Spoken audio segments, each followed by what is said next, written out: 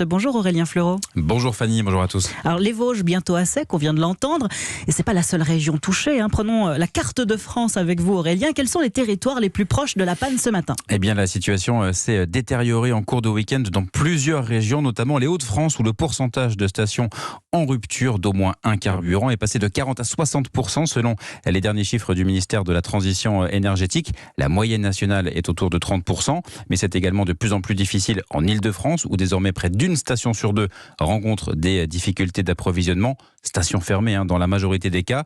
Cela se complique aussi dans la région lyonnaise.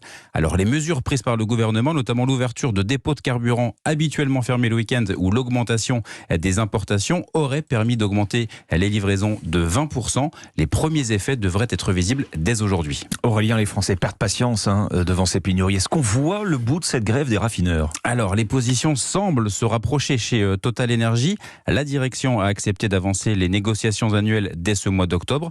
La CGT répondra dans la journée après consultation des grévistes, mais même si les négociations débutent rapidement, les positions restent éloignées. Le syndicat demande 10% d'augmentation, prenant en compte l'inflation et les très bons résultats de Total cette année, avec effet rétroactif sur toute l'année 2022.